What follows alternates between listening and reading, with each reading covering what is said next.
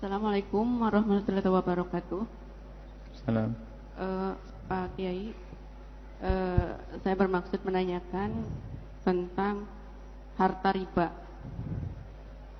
Kami di sini sebagai pegawai tidak jauh dari pinjaman ke bank gitu, Pak. Namun selama perjalanan itu pinjaman tersebut semakin lama semakin besar. Gimana? Dengan jasa yang diberikan kepada bank itu sendiri. Jadi pinjaman kami itu dibebani dengan jasa yang diberikan kepada bank tersebut. Bagaimana hukumnya? Karena kami di sini terlibat dalam hal tersebut gitu, dan untuk menghindarinya seperti bagaimana? Terima kasih. Wassalamualaikum warahmatullahi wabarakatuh. Waalaikumsalam warahmatullahi wabarakatuh. Yang dikutuk riba, yang dikutuk dengan sesuatu yang ada sangkutnya dengan riba adalah akil yang makan riba, akil yang memberikan makan riba, wasyahidah, dan orang yang menyaksikannya, wakatibah, dan orang yang menulisnya. Artinya begitu busuk dan rendahnya urusan riba, akan urusan riba apapun. Kemudian ini satu hal. Kemudian hal yang lain perlu kita cermati, kita perhatikan bahwa kami yakin ahli iman semuanya, yang benar-benar ahli iman, tidak ada yang nantang Allah Subhanahu wa taala ngajak perang. Tidak ada yang berani nantang Allah. Sak jahat-jahatnya orang, maksiat, mulai tidak sholat, mabuk dan sebagainya, insya Allah mereka itu bukan karena nantang Allah, tapi biasanya karena kebodohannya. Gak ada orang nantang Allah, ya Allah, aku mau masuk nerakamu, gak ada yang berani. Biarpun orang maksiat, kalau bilang masuk neraka, gak mau dia. Jadi karena kebodohannya, karena ketidakmengertiannya, karena dikuasai oleh hawa nafsunya, tapi hati kecilnya gak mau dia. Dan itu yang kami yakini, yang pernah disabdakan Nabi, istafti qalbak wa in aftak wa in aftak. Orang yang berkecimpung dalam dunia riba itu, lihat, sebetulnya hati kecilnya juga ingin terlepas. Seandainya yang bertanya termasuk orang yang termasuk membantu urusan riba, lihat, dengan bertanya dia sebenarnya ingin terlepas dari kehinaan tempat ini. Itu ahli iman itu. Cuman kadang semangat ini tertutup lagi, hawa nafsunya hilang lagi, atau diganggu oleh setan. Lalu kerja di mana lagi? Ini lagi susah-susah kerjaan, ngapain? Nggak mau keluar. Nah, ini zaman sulit nih, BBM naik, ini wajib macam-macam. Sehingga lemah lagi, aduh mau hijrah nggak jadi, pengen hijrah, semangat hijrah, muncul lagi godaan, ini mau kuliah nih, berapa itu, nanti gimana nanti jaminan untuk sekolahnya, itu godaan. Kemudian yang lain lagi, jangan sekali-kali kita merendahkan siapapun, wahai ahli iman. Anda yang sudah terbebas dari urusan riba, jangan merendahkan siapapun yang masih berurusan dengan riba. Kita tidak tahu apa yang ada di dalam hatinya. Mungkin dia tergolong orang yang setiap malam menangis, menyesali bahasanya dia berada di dalam riba, cuman belum ada jalan untuk keluar. Sehingga tugas bagi kita yang sudah terbebas dari riba adalah mendoakan, bukan untuk menghinakan dan mencela. Jangan berkata, itu ngaji masih kerja di tempat riba. Gak usah ngomong gitu. Karena dia ngaji pun ingin menguatkan hijrahnya dari riba. Kita itu sering dikuasai dengan kesombongan kita, merendahkan orang lain, menganggap orang lain dengan ini ngaji apaan tuh, ngaji kayaknya di depan, misalnya ini, bukan ini maksudnya, misal ini, ngajinya paling depan, gayanya kalau doa nangis-nangis, masih riba, masih lah. Kenapa kok kita jadi merendahkan orang itu, kenapa? Ini contoh-contoh nanti ini depan nanti tengah juga bingung, nanti paling enak depan, minta maafnya kan gampang kalau buat contoh. Kalau belakang sana kan bingung, nanti saya tidak ketahuan. Ini contoh tuh gak beneran. Coba kalau yang belakang tuh kan gak enak banget loh, di belakang itu. Jadi contoh ini. Nah, kita jangan biasa untuk menghinakan siapapun dalam segala hal, termasuk di saat kita melihat wanita yang belum menutup aurat mereka. Hei yang sudah menutup aurat, bukan kerjaanmu untuk menghinakan mereka. Kesombonganmu itu adalah penyakit batin yang lebih berbahaya. daripada maksiat lahir dia tidak menutup kerudung kepalanya. Yang tidak pakai kerudung tahu itu maksiat.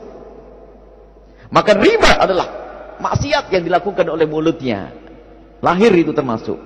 Tapi engkau merendahkan orang lain, maksiat batin. Maksiat lahir berbahaya. Neraka. Tapi batinmu gak ada yang tahu. Kalau orang ngerti riba haram itu masih sembunyi-sembunyi itu makan. Masih ada rasa malu. Tapi kalau maksiat batin itu gak ada yang tahu lu setiap hari ngerendahin kasihan. Maka dari itu yang sudah menutup kerudungnya karat. Dan deketi mereka dengan penuh kelembutan agar dia bisa mengenakan kerudung dengan penuh keyakinan kalau ini adalah agama, bukan karena terpaksa dalam sebuah pergaulan, bukan. Termasuk urusan riba, lihat, bukan pekerjaan untuk menghinakan orang lain. Mungkin engkau sudah tidak masuk bab riba, tapi mungkin sekali kau melakukan dosa batin yang lebih besar lagi. Jadi jangan sampai diberi kesempatan hawa nafsu kita itu untuk merendahkan orang lain. Lalu bagaimana sikap kita dengan orang yang makan riba dan masih berurusan dengan riba? Memang itu bahaya dia. Jika tidak tobat, neraka tempatnya dan dia terkutuk setiap saat. Lah kita sebagai seorang mukmin relakah jika ada saudara kita yang sama-sama ngaji terkutuk? Tidak, doakan mereka. Ini kita dahulukan orang yang sudah terbebas dari riba. Jangan kau sombong. Tapi bersyukurlah engkau, ya Allah, alhamdulillah engkau telah entaskan aku dari riba. Akan tapi ya Allah, itu saudaraku, ya Allah. Setiap saat aku bersamanya, ya Allah. Kalau sampai dia terus dalam keadaan makan riba, ya Allah, mungkin aku pun jaga ikut-ikut makan, karena aku juga sering makan dengan dia, ya Allah. Jauhkan dia dari riba, ya Allah. Doain terus, bukan menghinakannya. Ini. Kemudian bagi siapapun yang detik ini di tempat ini masih berurusan dengan riba, niatlah untuk hijrah. Niatlah untuk hijrah. Detik ini, saat ini sudah. Anda yang masih berurusan dengan riba, apakah pinjaman Anda, atau Anda meminjamkan, atau Anda bekerja di tempat yang riba, ketahuilah, segeralah saat ini untuk kembali kepada Allah. Hijrah, niat hijrah. Walladzina jahadu fina lanahdiyannahum subulana. Kalau sungguh-sungguh kita ingin hijrah, Allah akan buka pintu ke sana itu. Dibuka pintu oleh Allah Subhanahu wa taala. Mungkin rizki yang kita dapat lebih kecil secara lahir, tapi batinnya lebih gede di hadapan Allah karena itu berkah. Jangan dikuasai dengan kesombongan lalu mengatakan, ah repot bener. Repot selamanya nanti. Akan tapi niat hijrah. Ingat, niat hijrah. Siapapun, Anda aman. Majelis ini majelis aman insyaallah. Tidak ada yang direndahkan, tidak ada yang dihinakan.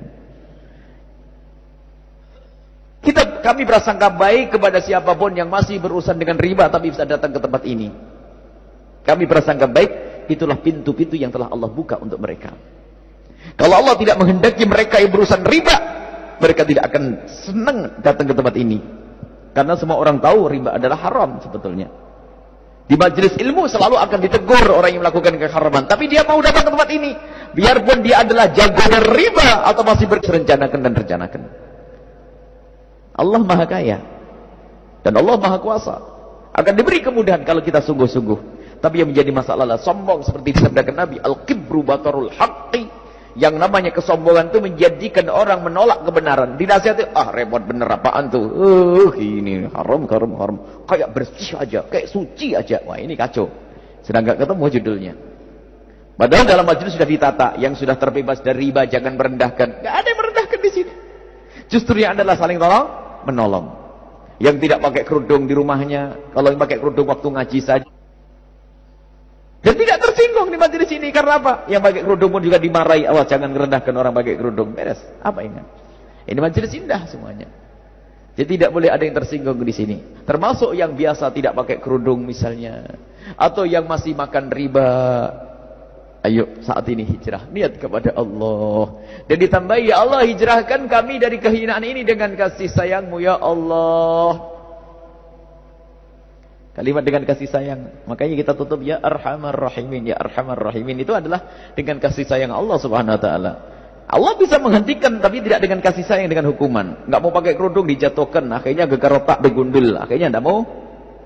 Seterusnya pakai kerudung, selamat masuk surga. Tapi lewatnya enggak enak.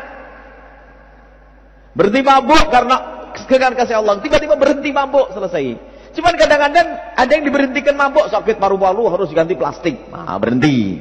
Masuk surga juga, selamat. Ria riba, nggak segera tobat, kasih bangkrut, nyungsep, baru nyusul Allah. Tapi diseksa dulu.